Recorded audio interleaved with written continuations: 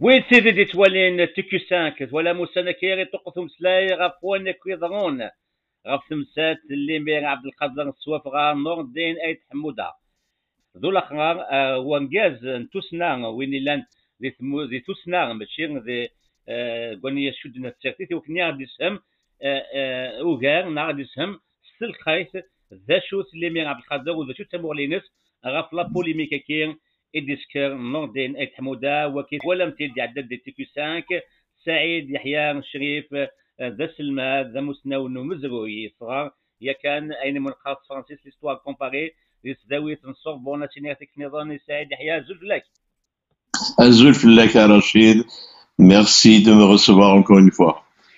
سعيد يحيى تصي تحملنا كسلن حملنا الستيل ديريكتينك تاع جازتنا تصاطات وقبل نروح على الكوتي سيونتيفيك ما تسميه كاع خاطر انت زمان لي ليستوار سي لا سيونس دونك ويوفان ادينا ذا شو تسمور لينيك في لا بوليميك كي دابور La polémique, mais tout est sujet à polémique actuellement, il كانت تكمل la polémique. Même le vaccin contre le Covid, il y a de la polémique.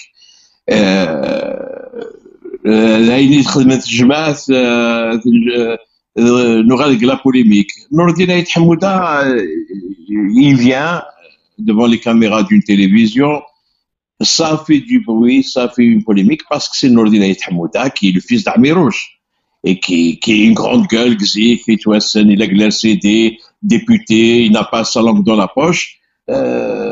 Ça a fait un buzz, comme dans le terme moderne. Mais ce débat, même pas cette polémique, sur la figure emblématique de l'émir Abdelkader, ça a été déjà dit, rabâché. Il y a eu des livres, Bruno Etienne, Churchill, il y a eu des tableaux de peintres célèbres, des photos, des lettres manuscrites. L'émir, il avait maudit Innal, Thouran, Cheikh Haddad al-Muqrani, 1871. Il les a maudits. Et même mais c'est que Thouraï 1871, il l'a renié. Et Harmet. Mais c'est que là, Thoura, c'est de notoriété, sa vie est de notoriété historique. Je suis Tharan. Nourdine Chouizad Gouawel, c'est un traître. Moi, je dis que ce n'est pas un traître, ce n'est pas un héros. Il n'a pas trahi d'abord la nation algérienne, parce que la nation algérienne n'existait pas à cette époque-là. Il n'a pas trahi le peuple algérien, parce que le peuple algérien n'existe pas. C'était des tribus qui étaient sous des dominations des seigneurs du coin. On était un peu plus démocrate qu'ailleurs. Il y avait aussi, surtout Tariqat, c'est l'opposition de Tariqat. الأمير عبد القادر منهوت الميس المحي الدين يقلاد المقدم الطريقة قلوست طريقة الزاويات وكلش هكا il est contre déjà il était opposé الطريقة السنوسية il était opposé الطريقة التيجانية الغوات إلا ندي عداول متفاهمنا راه وكي يقول كتموت القبائل لا قلنا الطريقة الرحمانية. Il est venu négocier واحد الطريقة رحمانية ولكن من مسفهمة راه القبائل اللي قبلنا راه واش ميديو تعتمد القبائل يناسن أكون دي جغل أمين أكون نسا سي لوي كي با فو ديريجي الناس يركز العالية فوك سكسوين كاملان باسكو il était en train de manger على الناس الضيفة il était bien accueilli مولاش tu vas goûter le couscous noir. Couscous noir au nord de Baroud. Il a été expulsé de la Kabylie. À Tizi Ouzou, il a vu ses partenaires. Il est Salah Amin Dina, il y avait quelques familles, d'ailleurs, les familles de Tizi Ouzou, à Dimashq. Pendant ce temps, il y avait le Bey Ahmed il tenait le choc encerclé. Le Bey Hamdi, c'est un Kourougli, mais c'est un D'accord. Il avait résisté pendant 17 ans. قسمتينا. اي فرنسا يديس كتبوا القبائل تاع الصحراء يديس مثلا واحد اللي مير عبد القادر هي نغ واحد البي قسمتينا كي يخدمن ils ont passé un traité d'Edis, le traité de la Tafna.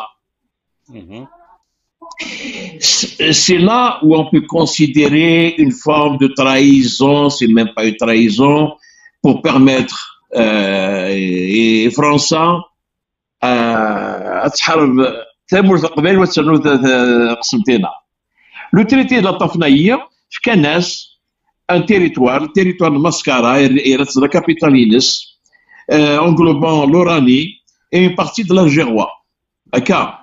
Avec des conditions draconiennes et en France. Même l'Arménie, c'était un militaire français qui l'a dirigé. L'ambassadeur en France, c'était un juif. Ça, c'est l'ouverture. Oui, c'est bien, c'est l'ouverture. Mais par le traité de la Tafna, c'était pas l'Algérie, parce que l'Algérie n'existait pas. De France qui l'a créé par décret, européen.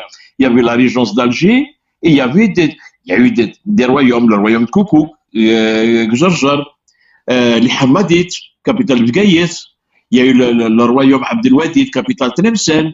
C'était une mosaïque de royaumes et on avait les Turcs, le Français, qu'ils étaient là, ils percevaient des impôts, ils avaient des bords. Comme Tizi Ouzou, bords Tizi Ouzou. C'est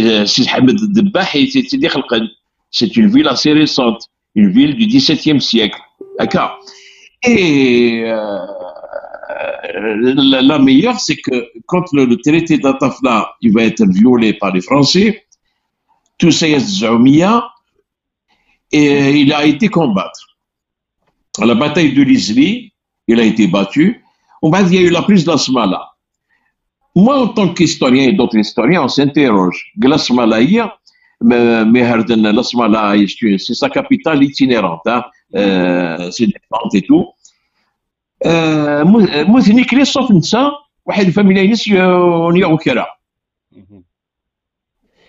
ils ont été faits prisonniers, je mets ça entre guillemets, ils ont été envoyés au château d'Amboise à Pau, France. كان ناس الشاطو زعما ديال الحبس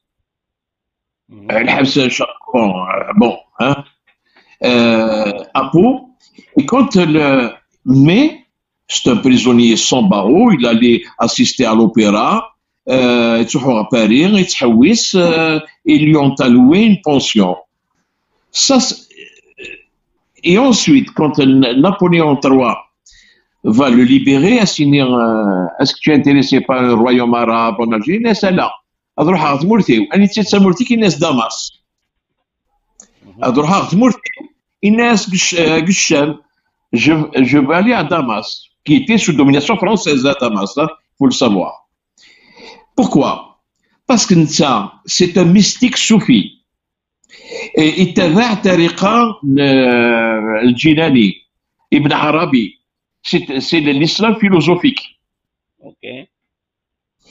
Et d'ailleurs il a pris sa carte dans la maçonnerie française, Loge Henri IV. J'ai même une copie de sa carte, parce qu'il estimait que la franc-maçonnerie était proche du mysticisme d'Ibn Arabi, du mysticisme soufi. Donc intellectuellement, c'est un mystique soufi, c'est un écrivain, c'est un homme de lettres, lettré. Il a été un chef de guerre, c'est vrai, un stratège. Mais là où l'histoire, le récit historique donne raison à ceux qui critiquent, c'est que premièrement, on a voulu faire de la figure emblématique d'Amir Abdelkader le père géniteur de la nation algérienne. Faux. Okay. Lui-même, ça ne l'intéressait même pas de revenir en Algérie. Et l'Algérie, machine c'est le français c'est par décret officiellement. Ça c'est la deuxième. Donc qu'est-ce qui s'est passé? C'est que Boumedienne, pour créer Msali Hadji l'a écarté, lui Msali Hadji c'est le père du nationalisme moderne algérien. Il a écarté Missali Haj, pour lui, il a Khabib, Pépé Amena. Qui c'est qui reste? Eh bien, alors que l'émir Abdelkader avait formulé le souhait d'être enterré à Dimtal, Zef Ibn Arabi, Zef Al-Jilani, il a traité avec le pouvoir syrien, il a fait la pression sur Driss Jazairi, le Driss Jazairi qui est l'arrière-petit-fils de l'émir Abdelkader, passeport algérien aux Nations Unies. Il a fait pression, il l'a mis même en prison. Et pour qu'il soit délivré, il a obligé son grand-père qui était à Damas à signer les cendres, le corps, l'émir Abdelkader de Dimashq, ou à Alger. L'émir Abdelkader a voulu être enterré à côté, je le répète encore une fois. Il n'a pas demandé, lui, dans sa famille, il n'a pas prétendu être lui le fondateur de l'Algérie. Winsid, Alenski Alia, ils lui ont fait un grand tombeau à Nida. À chaque célébration, on va lui mettre une gerbe de fleurs, etc. Et pourtant, on va essayer de discuter. Et pourtant, son souhait, c'était d'être enterré devant son père spirituel, Ibn Arabi. Donc, comment ça se fait que les autorités algériennes n'ont pour dire Sani Salzer, alors que c'est comme s'ils ont brisé son souhait. Bien sûr. Bah, je vais te dire mieux. Ouais. Lui, parce qu'il était fondamentalement musulman, soufi, il n'aurait jamais accepté qu'il y ait des statues de lui, des Nines de l'Haram. Voilà. Lui-même n'aurait jamais accepté d'être statufié. Incroyable, hein, c'est ça. Lui, son souhait, il ne voulait même pas vivre en Algérie, il voulait être enterré, ça a été son souhait, il a été enterré. Ils l'ont déterré, c'est-à-dire Sanis, Winsit, pour les utiliser politiquement. Ça, c'est une vérité historique. En fait, on fait un faux procès à l'émir Abdelkader. Le procès qui doit être fait, c'est aux autorités algériennes de l'époque. Okay. C'est pour ça que j'ai écrit que sa figure emblématique a été d'abord manipulée par la France, Guiloctis, les pensions, commandeur de la Légion d'honneur. On a des photos. Vous allez sur les réseaux sociaux, vous allez voir ces photos. La figure est sur les timbres français. Ouais. Sur les timbres officiels français, sa figure y est. Voilà, la figure, il est sur les billets de banque algériens. D'accord, c'est vrai. Et donc la France l'a manipulé de son vivant et l'Algérie de Boumediene l'a manipulé après sa mort. Tout à fait. À la limite, pour moi, c'est une victime. Ouais. Dans ce sens-là, au niveau de l'image. Ouais. Il n'a pas voulu ça, lui. Il aurait préféré qu'on parle de lui en tant que grand mystique, un nouveau Abdelkader al-Jilani. Il aurait voulu que c'est parce qu'il a écrit des textes, hein, que ces textes soient étudiés. Ensuite, les biens français, déjà en Égypte, ils ont octroyé des centaines et des centaines d'hectares pendant que les Algériens crevaient de faim. Il a demandé 4500 hectares dans le delta du Nil, ils lui ont accordé. Il n'a pas demandé, même pas un mètre carré, même pas pour qu'il soit enterré. Et sa famille, ils sont restés en Syrie. Ce sont des citoyens syriens, d'autres ont eu la nationalité algérienne. D'un jour, il y a aussi son petit-fils, l'émir Khalid. Il a été un grand nationaliste algérien. C'est lui qui a créé le mouvement des jeunes algériens. Il avait fait Saint-Cyr. L'émir Khalid, c'est son petit-fils. D'accord. Ouais. On ne va pas faire le procès à toute la famille al-Jazairi parce que le nom de Centura, c'est Jazairi. Comme Driss Jazairi.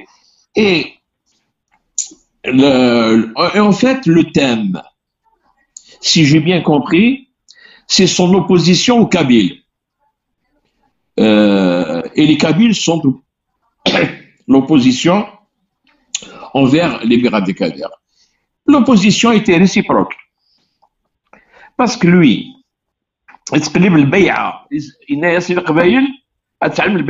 allez vous soumettre à mon leadership. Or, les Kabyles ne fonctionnent pas comme ça. Il ne fonctionne pas comme ça. Donc, il ne pouvait pas, si c'était pris وكان يسن مليح كيما قال القبائل هكا بوبغلا بوبغلا اللي يستعملوا في القبائل يا اخي بوبغلا il est venu de la classe militaire et pourtant il s'est allié avec Fatma Soumer parce que Boubrela ça il n'a pas cherché à soumettre les Kabyles, il s'est intégré aux Kabyles. Ouais. Le point nodal c'est ça, les Kabyles n'étaient pas racistes. Ils n'ont pas rejeté les autres Algériens. La preuve, Boubrela. Ouais, c'est vrai. Il mariait même à une Kabyle. Il a lutté côte à côte avec Fatma Soumer. Tandis que, je le répète, ce qui nous sépare de la méthode Bouarab Naïe de l'Ouest, c'est que nous, on est Beyanes, c'est lui qui décide de tout. Lui, il avait des intérêts de caste, des intérêts personnels, des intérêts de sa tribu. Et on ne peut pas dire, et ça je l'affirme, qu'il soit nationaliste. Parce que, encore une fois, Nordin a raison, il n'était pas nationaliste, mais là où je ne suis pas d'accord avec Nordin, c'est qu'il semble dire que c'est un traître. Une terroriste, c'est simple. En tant qu'observateur, pour moi, même les Harkis ne sont pas des traîtres. Parce que quand tu dis traître, traître envers qui? La République algérienne, l'État-nation algérien n'existait pas. Donc, on n'a pas trahi l'Algérie. Le peuple algérien en tant que peuple n'existait pas. Parce que c'est la conséquence de l'État-nation. À la limite, on peut dire qu'ils ont trahi leur famille, les gens de leur religion, mais il peut être Harki et être Hajj. D'ailleurs, la plupart ont été Hajj. Donc, il n'y a pas de trahison. Ils ne se sont pas des reliquats, ils sont restés musulmans. Très tôt vers le début. C'est-à-dire peut-être. Peut-être. Mais dans ce cas, si je reviens à Tjmas, je l'ai écrit dernièrement, je n'ai jamais entendu parler d'un Jmas qui a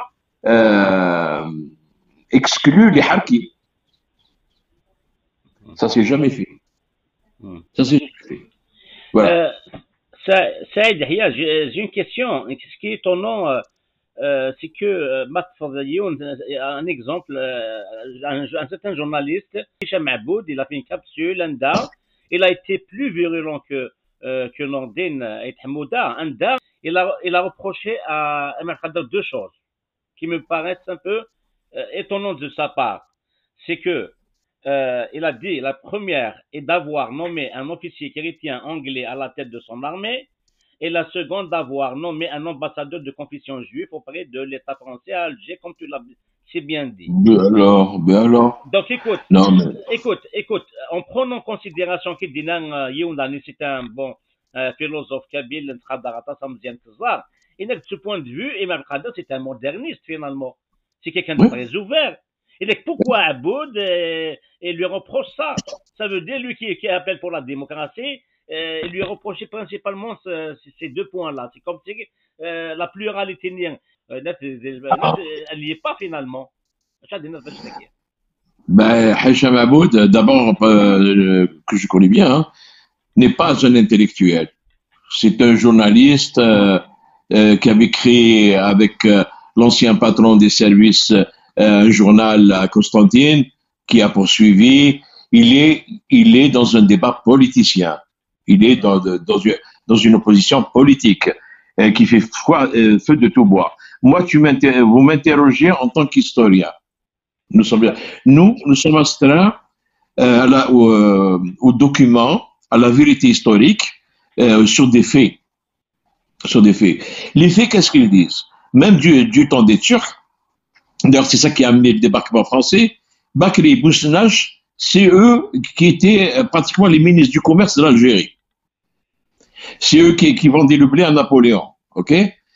Même Gaïès, qui était une ville ouverte, il y avait les paysans qui étaient là-bas, l'université était ouverte à tout le monde, on était effectivement ouverts. y compris, si vous voyez l'histoire, puisque je fais de l'histoire comparée, Mohammed qui a conquis Constantinople et qui a fondé l'Empire ottoman, il était entouré d'officiers russes, d'officiers français, etc. Et c'est eux qui lui fabriquaient même des canons de haute portée. Bon, Hijab Mahmoud, je préfère ne pas aller plus loin. Par contre, quand je lis le texte de Lahwari Adi, qui est un sociologue, qui était l'auteur de beaucoup de thèmes de sociologie algérienne, qui dit... Il a parlé par rapport au Mokhorani. Il a dit quelque chose par rapport au Mokhorani, c'est ça? Bon. Non, Girardet, quand il dit qu'il faut mettre les choses dans leur contexte. Oui, en histoire, il faut toujours mettre les événements, les personnages dans le contexte de l'époque, avec l'esprit de l'époque. Wahikar, là, oui, a dit un mec, il fallait pas, l'émir Abdelkader a condamné l'insurrection de 1871 parce que il pouvait pas faire face à une puissance guerrière qui était la puissance française. Il va y avoir la misère, la spoliation au collège, il y a eu plus de dégâts. Mais dans ces conditions-là, en 1954, il ne fallait pas que la révolution algérienne éclate, parce qu'ils étaient 4 chats face à la 4e armée du monde. C'est ridicule comme argument, il m'a déçu. Et bon, il ne m'a pas déçu parce que je connais un petit peu son engagement. Le problème de nos intellectuels, c'est qu'il y a 3 catégories d'intellectuels en Algérie. Algériens, qui sont en France ou là-bas au Canada, en Algérie, peu importe. 3 catégories. Il y a les intellectuels politisés. Soit ils vont à la mangeoire, ils sont du côté de l'Houkouma, comme on a eu de grands écrivains du côté de Boumediene, etc. Et ce sont ils sont soumis au pouvoir. Tu as les intellectuels d'opposition, toujours politisés, qui, eux, font de la surenchère politique. Et ensuite, et ils sont rares, il y a les intellectuels au sens penseur, au sens créateur, où ils se taisent. Parce que c'est ce qui est humain. Ils ont peur de donner leur avis. Et d'autres qui doutent qu'ils soient entendus. Parmi ces 2 sortes d'intellectuels, comment tu places Kateb Yassine? Au milieu, Ifraïsine? Au-dessus. Kateb, ça a été mon grand frère. Je le place au-dessus. Pourquoi, il avait pourquoi je pose cette question? Parce que Kateb Yassine, j'ai nommé son nom exprès, volontairement, parce qu'à 19 ans, il a écrit un livre sur Amir Abdelkader. Je me demande, est-ce que c'est pas, il salue pas l'esprit d'ouverture, il sait beaucoup plus qu'autre chose. Non. D'abord, Yassine appartient un petit peu à toutes les catégories. Pourquoi je dis ça? D'abord, il était communiste, notoirement communiste. Ouais. D'accord. Journaliste à Alger républicain. Il était romancier. D'une grande sensibilité, c'est l'auteur de Nejma, d'abord. Ouais. Il était révolutionnaire. L'homme sandal de caoutchouc par rapport à la guerre d'Indochine, de l'Anglo, etc. Mohamed Paranta-Valise, vous connaissez un petit peu toutes ses œuvres. Ouais. Ceci dit, l'intellectuel n'est pas infaillible. Qu'on se mette ça, l'intellectuel ne détient pas la vérité avec un grand V. Il est critiquable.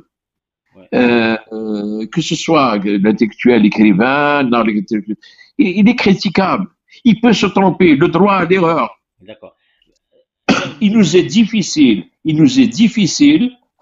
de nous maintenir. Je ne me dis pas, moi je ne suis pas un intellectuel, je suis un universitaire. Intellectuel, c'est une autre dimension. Voilà, justement, c'est ça le problème. On confond Yoni Gharan, qui a des diplômes universitaires, et d'un intellectuel. Intellectuel, il n'a pas besoin d'avoir des diplômes. Pour moi, je considère que Mahtoub Lounès est un grand intellectuel. Pourquoi? L'intellectuel, par définition, c'est quoi? C'est un homme de renommée, un homme et une femme de renommée, qui soit artiste, écrivain ou la tout ce que tu veux, et qui s'engage pour des causes sans pour autant vouloir en bénéficier d'une manière ou d'une autre. Ouais. D'accord. Voltaire a été un intellectuel dans l'affaire Calas. Il y en a comme ça. C'est ça l'intellectuel. L'intellectuel, c'est pas l'universitaire. Il faut arrêter avec ça. Ouais. Non, je suis d'accord. C'est vrai. Donc, pour toi, parmi les erreurs, il n'est pas infaillible. Le fait qu'il a écrit sur Aimé Abdelkader, c'est une erreur? Non. Chacun a le droit, chacun a le droit de se fabriquer ses propres héros. Celui qui veut considérer l'Émir Abdelkader comme un héros, pourquoi pas?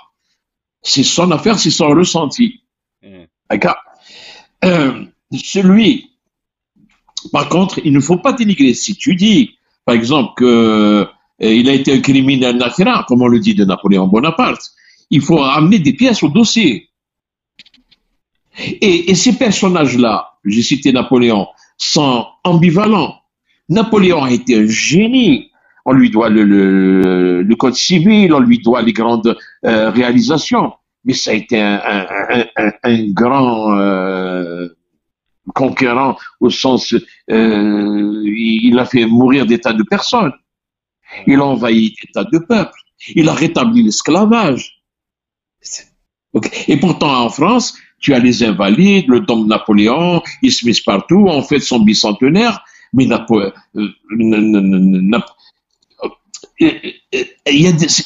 ces hommes-là ont des dimensions. Si tu vas en Russie et tu parles de Staline, pour certains c'est un monstre, pour un autre c'est un génie. Même chose pour lui, Mao Tse-tung en Chine. Avec sa révolution culturelle, il a eu des millions de Chinois qu'il a fait mourir. Pourtant, Mao Tse-tung, il a bouté l'impérialisme, il a relevé la Chine, il a fait la longue marche, il a créé le peuple chinois moderne. On ne peut pas, tout n'est pas noir et tout n'est pas blanc. Et puis on se sert de personnages très compliqués à des buts de manipulation politique. Ouais, Charles de Gaulle, il a écrit ses mémoires, il a été le sauveur de la France. Et Charles de Gaulle, il s'est fait éjecter et il n'a pas fait que des bonnes choses. Maréchal Pétain, c'est la même chose, il a fini condamné à mort et ça a été, alors que c'était le père du peuple. C'est pas évident, c'est pas simpliste, ouais. C'est pas simpliste. C'est pas aussi simple. Ça dépend de l'angle dans lequel tu te mets. Si moi aujourd'hui, j'étais un musulman soufi, ben attends, l'Émir Abdelkader, il faut que tu le touches pas, mon vieux. Attends, maintenant, on peut aussi, je vais prononcer une phrase que tous les historiens font, c'est la devise des historiens. Les historiens, ils te disent, l'incompréhension du présent vient nécessairement de l'ignorance du passé. Voilà, très bien, bien dit. Et ça nous aide à donner des coups de projecteur et surtout pour entrevoir l'avenir. Moi, si on déblaye l'histoire, on va aller fouiller dans les archives. Je pose la question, pourquoi? D'abord, pour Nordine Hamouda, j'ai fait un post où j'ai dit, je ne sais pas pourquoi il a dit ça. Quel est son objectif politique? Parce que c'est d'abord un homme politique, Nordine. Ouais. Certains l'accusent même d'être en marche avec le pouvoir pour faire un petit peu, hein, et on en a lu la théorie du complot, etc., etc. Bon, je n'accuse pas sans preuve. Nordine, je l'apprécie bien, c'est mon camarade de lycée, El Mokrani. On était dans le même dortoir, mon lit côte à côte. Wow. Je sais que c'est caractériel.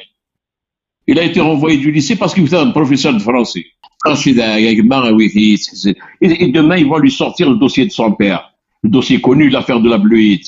Ouais. Il a été victime des procédés du capitaine Léger. Oui, le colonel Amirouche, c'est un grand homme, c'est notre idole, mais il a fait des conneries aussi. Est-ce qu'on peut le juger? Nous ne sommes pas des juges de l'histoire, des procureurs de l'histoire. Attends, il suffit ils ont été exécutés, dont Hamé qui était l'exécuteur. سي ناصر يحيى الشريف سي ناصر والعيدن ذبح هناك لا ولايه طروى البيسين نساع ميروش. Ils m'ont raconté des vertes et des pas mûres. Est-ce qu'on va faire le procès rétroactif, convoquer maintenant toutes nos grandes figures à la barre du tribunal de l'histoire? C'est ça qui m'embête un petit peu. Maintenant, si c'est pour défendre notre identité, on va chercher à exhumer des documents de l'histoire, des personnages. Non, je vais te dire qui fut Massinissa, Jugurtha, qui c'est qui a fondé Alger, c'est Bollorine, Messine Menad, c'est Azm Zghanad, la capitale. Là, je vais aller prendre mes arguments du passé. Si je dois défendre une cause, Azka, j'en ai parlé à un moment donné, ça fait très très très longtemps, avec Farhat, avec l'ancien Benet, le président du MAC. À l'époque, je lui ai dit, écoute, à l'époque, on ne parlait pas d'indépendance, on parlait de fédération. On parlait l'autonomie plutôt. De l'autonomie. On parlait de ça l'a fâché un petit peu. Où est-ce qu'elle commence, où est-ce qu'elle finit la Kabylie? Déjà la capitale pour moi Deglana, le Qbaïl.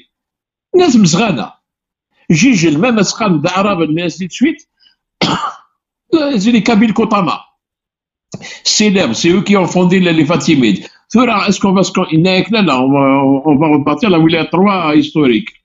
C'est-à-dire la wilaya 3, wilaya Tizi Ouzou, Gaïs, une partie de Borj, une partie de Msila, Sétif et tout ça.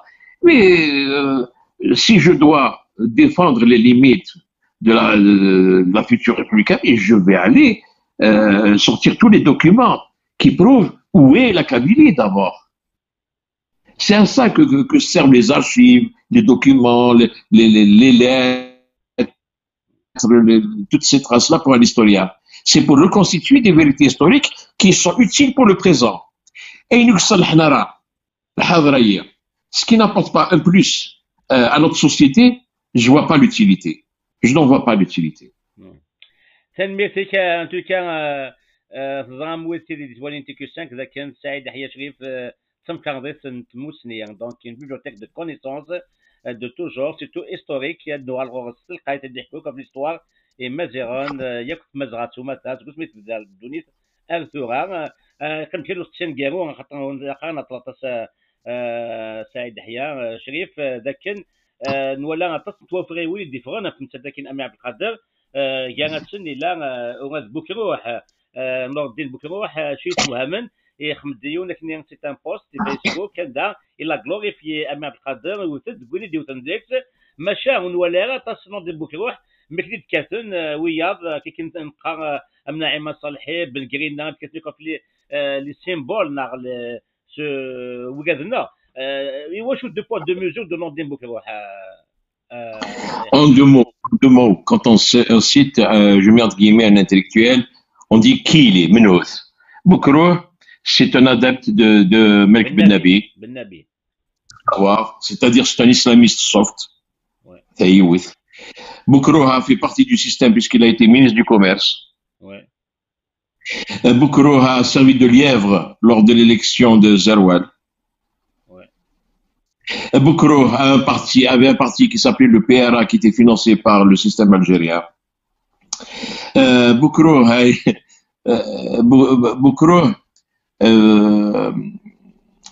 est d'abord un politicien. Et Hadari al-Qbaïl, la politique timurtini se sert des Kabyles. Soit en les insultant comme font les uns et les autres, soit en les menaçant, soit en faisant des dangers de séparatisme, des dangers d'introduction même que Israël serait avec les Kabyles et ainsi de suite. Il constitue alors l'Inde, après le lendemain on est contre, mais de quoi on parle? Ceci pour dire, si un intellectuel fait de la politique, il ne fait que de la politique, ça devient un politicien. Et un politicien, son rôle, c'est quoi? Son but, c'est arriver au pouvoir, ou bien avoir des miettes du pouvoir. C'est ça, un politicien.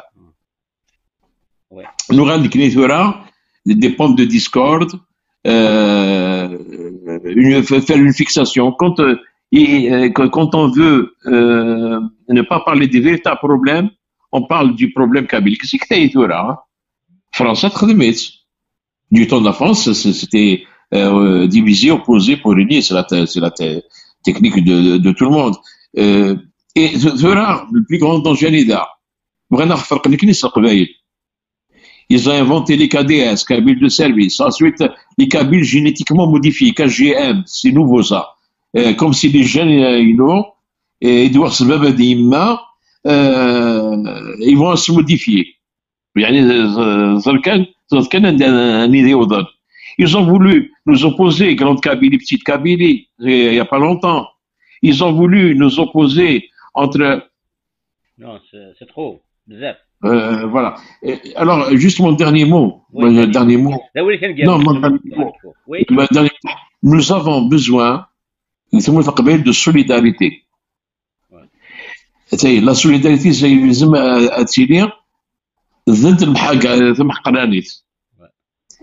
j'ai fait un post où j'ai dit à Nordina Hamouda, je ne sais pas quelles sont tes intentions politiques, mais de ce que tu as dit, pour ce qui te font, je suis solidaire, je suis prêt à témoigner en tant qu'agrégé d'histoire sur des faits historiques. Je vais prendre l'avion, je vais venir témoigner avec tous les risques que je prends. Il a dit des vérités historiques. Moi, je vais partir dans les documents. Voilà, si vous voulez, les pensions même de la famille d'Amir Abdelkader, les voici. Mais, encore une fois, pour moi, l'Amir Abdelkader n'est pas un traître. Il n'a trahi personne. C'est le seul point qui m'oppose à Nordin. Oui, il a travaillé son territoire qui est de à l'époque, il n'y avait pas d'Algérie. C'était qui Tamourlir, Saïd Dahya Shrif, Mazal Tnadir, Timourli وين نظن ما كنوير في المدينه دائما يدنا مازال نوغال سلقيت المسلتكي لدغا دي ديبايلين سياغ غزات هي سياغ غزين ودينا قيمه دي تلوي